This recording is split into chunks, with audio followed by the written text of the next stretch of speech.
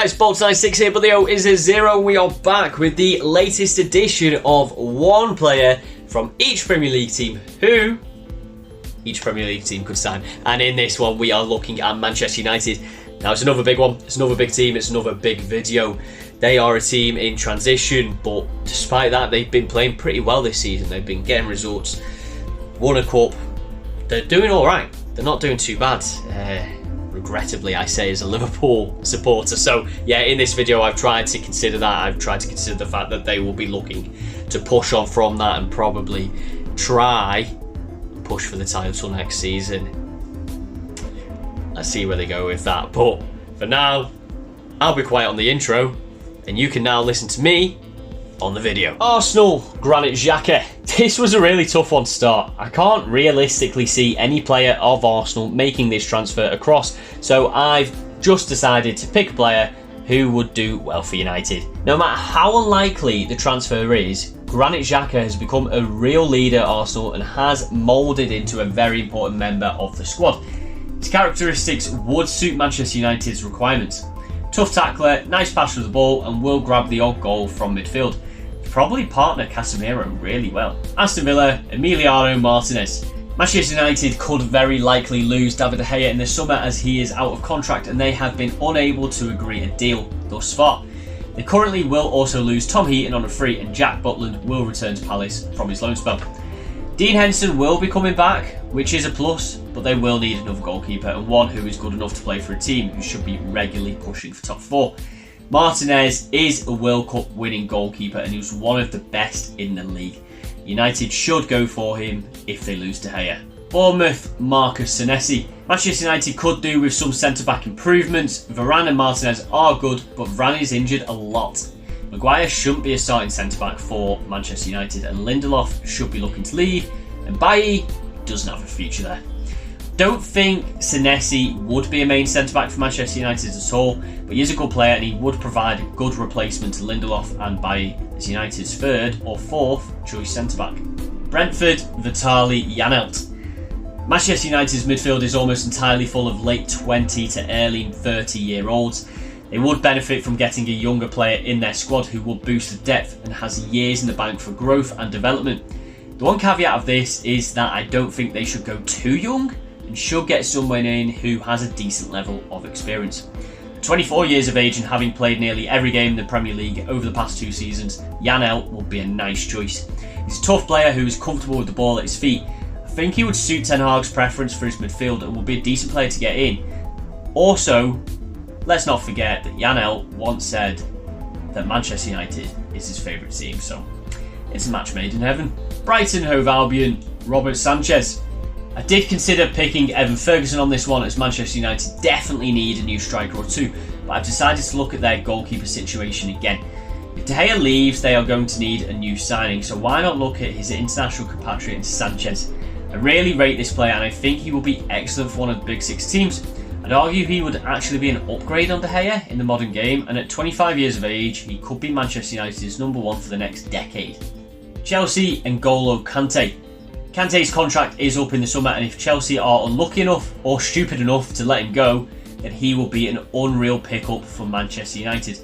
Yes, this pick does contradict my previous entry with Brentford of suggesting United need to add more youth to their midfield, but there are some players who you would make an exception for, and Kante is one of them. He's been a world-class player for years, and yes, he has suffered with injuries over the past couple of seasons, but he is still a top player and would form an insane partnership with Casemiro in the midfield. Crystal Palace, Jack Butland. Very easy one this, considering Butland is currently on loan at Manchester United. They'll need reinforcements in goalkeeper, and considering Butland will be available on a free and knows the club now, he will be a really good pick for United to get in as their second or third choice goalkeeper. Butland looked like he was going to be England's goalkeeper for the next decade when he first started out, and I remember begging for Liverpool to sign him. Unfortunately, neither of those things worked out for him and he has dropped off, but he is still a decent goalkeeper and United wouldn't have anything to lose in signing him. Everton, Dominic Calvert-Lewin. Calvert-Lewin hasn't been the same player over the past couple of seasons. With injuries interrupting his gameplay, he has only scored 6 goals in 28 games in the Premier League since the start of the 21-22 season. This obviously isn't good enough and isn't the form of a striker that United need. However, Calvert-Lewin has proved before that he is a good player, and if he can keep fit, he will regain the same sort of form, I'm certain. It is also worth noting that the entire Everton squad have been awful over the past couple of seasons, which wouldn't have helped him at all. Put Calvert-Lewin in a better team and I think he'll start scoring again. Fulham, Alexander Mitrovic. I've gone for a bit of a fun entry with this one. Mitro has proven over the past few seasons that he deserves the chance to play for a team in Europe. Manchester United need another striker or two in the summer, and although at face value I wouldn't say that Mitro is the type of striker that they would go for, United have gone and got Weghorst on loan this season, so why not get a much better version of him in Mitrovic? Mitro is a brilliant player who knows where the goal is, and I do think that he will absolutely bag for a team like Manchester United. Leeds, Robin Koch. As referenced previously, United will likely be in the market for a centre-back reinforcement. If you base it just on stats, it is always hard to recommend a defender from a team fighting for relegation, as they obviously are going to concede a lot of goals. But if you look at the player's ability, you can see that Koch is a good player who can cut it for a bigger team. He would be a starting centre-back for Manchester United, but he would be a good option for squad depth, and at only 26 years of age, he is still yet to hit his prime. Leicester, Wout Weghorst. Manchester United going in for a Leicester City defender. What could go wrong? In all seriousness though, Weghorst has been a pretty good player for Leicester this season. Yes, he has shown that he has a mistake in him, but when he's been on form, he has been really good. There are some players further up the pitch who would be good for United, such as Tielemans and Maddison. I just thought I would look at that centre-back position again, as I do see that as a position which needs reinforcing. Weghorst could be that reinforcement. Liverpool, Conor Bradley. This feels like deja vu. In the Liverpool episode, I picked a young fullback out on loan in the Football League from Manchester United, and I'm doing the same again here. I can't realistically pick a player from the first team joining United, so I've gone for Conor Bradley. He is a good young fullback and has potential to be a player in the Premier League.